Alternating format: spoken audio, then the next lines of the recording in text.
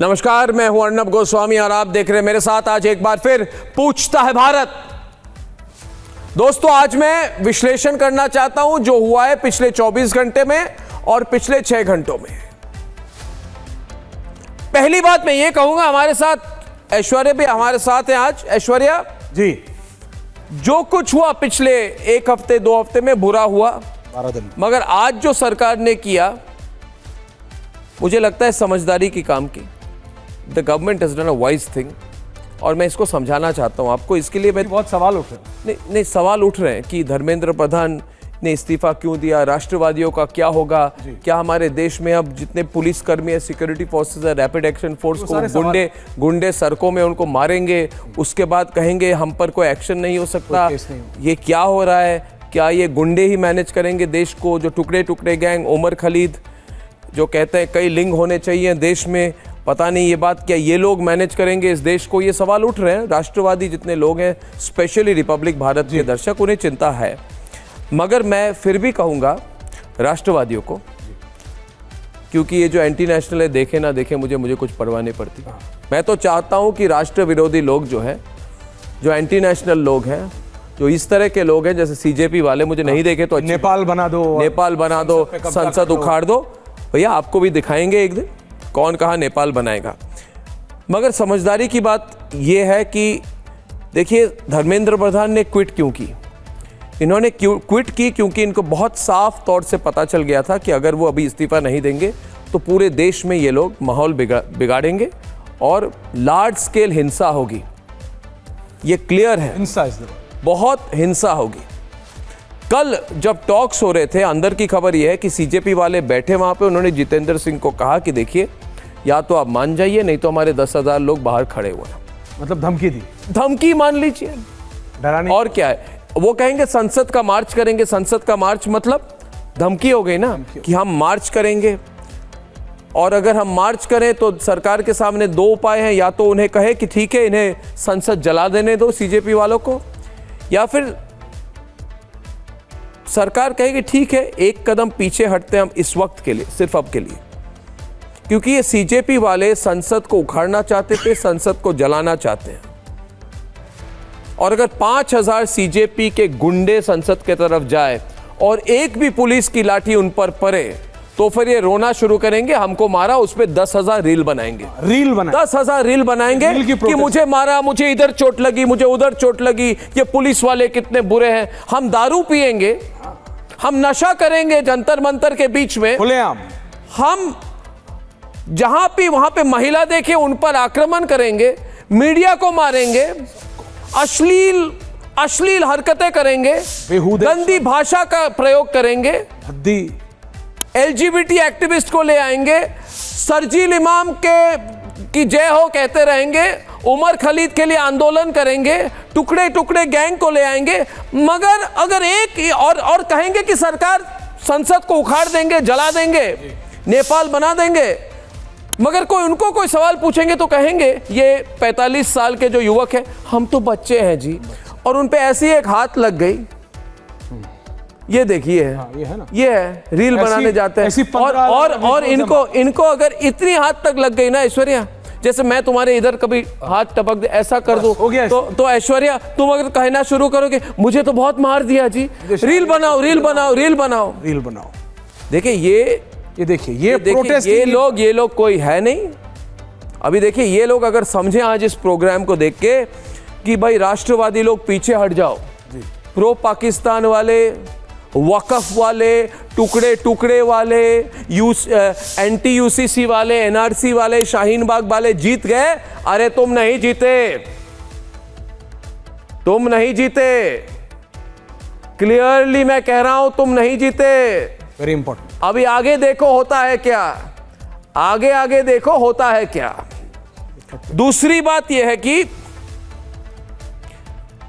ऐश्वर्या, सरकार को पता चल गया था कि ये सीजेपी कुछ नहीं है। अमेरिका से वापस आए 2-3 कंप्लीटली बेरोजगार एक्स आपके लोग हैं जिनको अमेरिका से पैसा मिल रहा है। और कांग्रेस के लिए बहुत उपयोगी है, क्योंकि कांग्रेस कहती, योगेंद्र यादव कहते हैं कि सरकार जो है योगेंद्र यादव। सरकार संसद से नहीं चलेगी, सड़कों से चलेगी। सही बात है। इसलिए उनके लिए बहुत यूजफुल है, टूल है, टूल। सीजेपी एक टूल है, इनको यूज किया जा रहा है। पहले कांग्रेस यूज कर रही है, फिर आप यूज करें कि डिपके, सौरभ, ये रंका, वो जो भी है, ये सारे आपके क्या कहते हैं, लो लेवल वर्कर है, लो लेवल वर्कर आपके, और कुछ नहीं है। और जो लेफ्ट है वो तो दुखी है, क्योंकि अर्बन नक्सल दुखी है। माओवादियों को अमित शाह ने खत्म कर दिया है। और लास्ट में गई चौथी ग्रुप जो इनका यूज कर रही थी, वो है टुकड़े टुकड़े गैंग। वहां पे मणिशंकर अय्यर खड़े हो गए कि सरजील इमाम, मणिशंकर अय्यर, सरजील इमाम बहुत अच्छा आदमी है, उमर खलीद बहुत अच्छा आदमी है। Amazing। सरकार समझ गई थी कि ये सीजेपी का उपयोग किया जा रहा है देश को जलाने के लिए, Misuse हो रहा है। इसलिए वो सिर्फ क्या चाहते थे, देखो ये सीजेपी वाले एक नंबर के कायर हैं, कायर हैं। अनडाउटेडली ये भगत सिंह का फोटो लेते हैं, ये गुंडों को लाते हैं, फिर हाथ जोड़ के जितेंद्र सिंह और जेपी नड्डा के सामने जाते हैं कि जितेंद्र सिंह जी, जेपी नड्डा जी, बस लिखित में दे दीजिए कि हमारे खिलाफ कोई पुलिस केस नहीं करेंगे। और जितेंद्र सिंह और जेपी नड्डा ने कहा चलो नहीं करेंगे, अच्छा थैंक यू, निकल जाओ जंतर मंतर से। चलो, इनको अपने आप को बचाना था, कायर कहीं के। तीसरी बात, रियल स्टोरी। तीसरी बात यह है कि सरकार का एक बहुत बड़ा एजेंडा है आने वाले दिनों में ऐश्वर्या। पहला है कि अगर हिंसा हो तो एजेंडा डिले हो जाएगी। FCRA अमेंडमेंट है, जिससे जितने हिंदुओं की कन्वर्जन होती है वो रुक जाएगी, ये पहला एजेंडा है। विमेंस बिल है, यूनिफॉर्म सिविल कोड है, परिसमन है, डिलिमिटेशन है, उसके बाद वन नेशन वन पोल है। ये सब चीजें बहुत बड़ी एजेंडा है सरकार के लिए। सरकार और नरेंद्र मोदी हमारे प्रधानमंत्री को ये एजेंडा संभालना है। चौथी बात ये सोचिए ऐश्वर्या कि राहुल गांधी आज इतने दुखी क्यों हैं?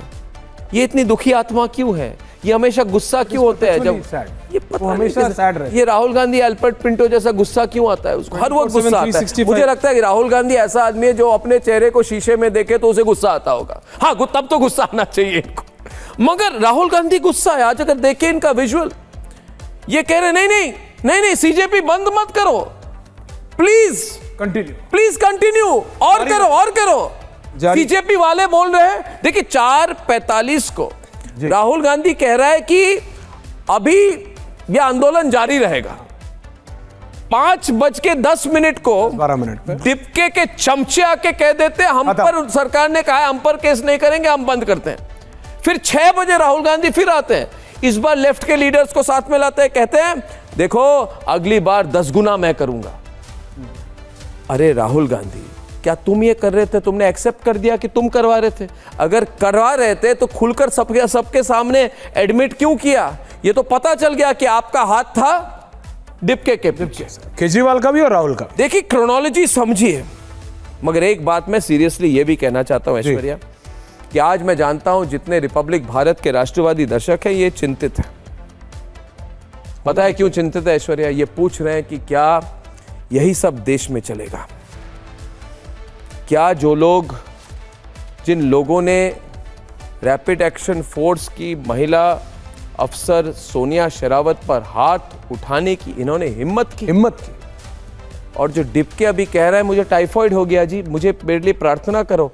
अरे डिपके, जब सोनिया शेरावत पर हाथ उठा रहे थे तुम्हारे गुंडे, तब तुम कहां थे? लोगों को चिंता है कि योगेंद्र यादव जैसे राष्ट्र विरोधी लोग, एंटी नेशनल, राष्ट्र विरोधी योगेंद्र यादव, क्या ये लोग अलोकतांत्रिक तरीके से नरेंद्र मोदी को हटाने की कोशिश करेंगे?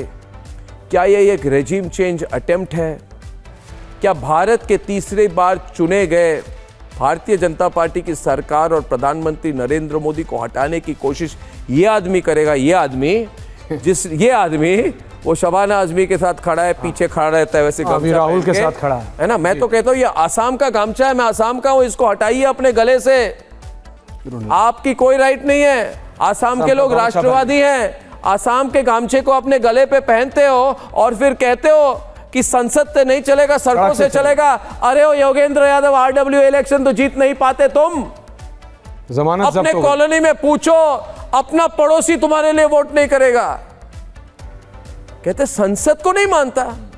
अरे हु केयर्स फॉर यू, तुम्हारे लिए कौन केयर करता है? 2014 में तुम लड़े थे, गए थे केजरीवाल के पास, केजरीवाल जी मुझे टिकट दीजिए, मुझे टिकट दीजिए। केजरीवाल जी ने टिकट दी आपको और आप गुड़गांव से लड़े, जमानत जब्त हो गई। जमानत जब्त हो गई, लोगों ने आपको 0 दे दिया। इसलिए आज कह रहे हैं कि मैं लोकतंत्र को नहीं मानता। इस तरह अगर बात चले तो ऐश्वर्या, जितने लोगों की जमानत जब्त हुई है भारत में, वो प्रधानमंत्री बनना चाहता है। मैं कह रहा हूं ये आदमी, ये योगेंद्र यादव जिसकी जमानत जब्त हो गई, ये नरेंद्र मोदी को चैलेंज कर रहे हैं कि मैं अलोकतांत्रिक तरीके से आपको हटा दूंगा। क्या राष्ट्रवादी लोग चुप रहेंगे ऐश्वर्या? बिल्कुल नहीं। ये मुझे पूछता है भारत। ये नीट के बारे में कभी नहीं था, ये छात्रों के बारे में कभी नहीं था। राहुल गांधी इसको खींचना चाहते हैं क्योंकि ये प्रोटेस्ट छात्रों के लिए नहीं है, ना था ना है। ये छात्रों का प्रोटेस्ट कभी नहीं था, ये अर्बन नक्सलियों का प्रोटेस्ट था। ये प्रोटेस्ट था गांधी वाड्रा फैमिली को जो भारत ने उखाड़ दिया है, उनको वापस सत्ता से उनको वापस लाने का प्रोटेस्ट था। कोशिश इसीलिए राहुल गांधी कह रहे हैं इसको खत्म मत होने दो, मैं तो अभी भी ऑपोजिशन में हूं। अरे भैया राहुल गांधी, जब तक आपके राजनीतिक गुरु ये हारे हुए योगेंद्र यादव होंगे, तब तक ये हारे हुए योगेंद्र यादव और ये स्टैंड अप कॉमेडी वाले जो ऐसा अंग्रेजी बोलते हैं जैसे सीधा लंदन से, सीधे अभिजीत डिपके जैसे बॉस्टन से वापस आए। मैं और एक बात कहना चाहता हूं, जितने राष्ट्रवादी लोग हैं, मेरी बात आप गौर करके सुने। बीजेपी कहे ना कहे, राष्ट्रवादी पार्टी कहे ना कहे, आरएसएस कहे ना कहे, मैं कह रहा हूं ये लोग बड़े डेंजरस है, वापस करने की कोशिश करेंगे। Mark my words, this groups have tasted blood to finish democracy. ये भी एक बहुत बड़ा सवाल है जो जनता आपसे पूछ रही है। ये जनता पूछे, मैं कह रहा हूं इनको लग गया है कि अब तो हम भारत के लोकतंत्र की बलि भारत के लोगों के सामने करेंगे। ये इनका प्लान है पर ये फेल होगा। और मैं कह रहा हूं हम होने नहीं देंगे। हम भी हैं, भारत की जनता है।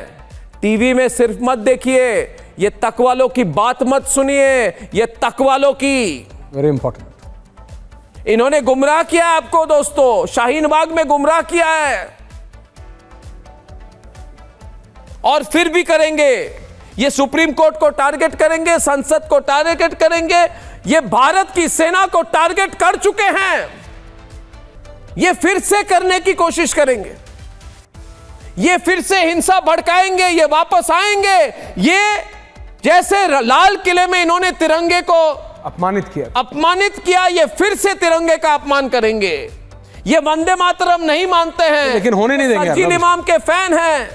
इनको लगता है कि भारत के राष्ट्रवादी लोग चुप हो चुके हैं। याद दिला दीजिए उनको कि आप सब देख रहे हैं और चुप नहीं है। यह बहुत बड़ी लड़ाई हमारे सामने है दोस्तों। यह बहुत बड़ा षड्यंत्र भारत के खिलाफ, इसे नरेंद्र मोदी के खिलाफ नहीं है, यह हमारे संसद के खिलाफ है। इसलिए जो राष्ट्रवादी लोग हैं ये संगठित हो जाए। आप संगठित हो जाइए। आप अपने आरडब्ल्यू, अपने कॉलोनी, अपने दोस्तों के साथ, अपने कम्युनिटी में, मैं हाथ जोड़ के राष्ट्रवादी लोगों को विनती कर रहा हूं, अगर आप चाहते हैं कि सीजेपी वाले भारत का मजाक उड़ाए तो फिर चुप रहिए। मगर आपको अगर लगता है कि संगठित होकर कोई चेंज हो सकता है तो संगठित हो जाइए। अपने आप को और स्ट्रांग कीजिए, अपनी आवाज को और बुलंद कीजिए, अपने आप को सामने लाइए, लड़िए इन राष्ट्र विरोधी ताकतों के साथ। ये सवाल और ये विनती सिर्फ मैं नहीं कर रहा हूं, मेरे साथ आज ये पूछता है सारा भारत।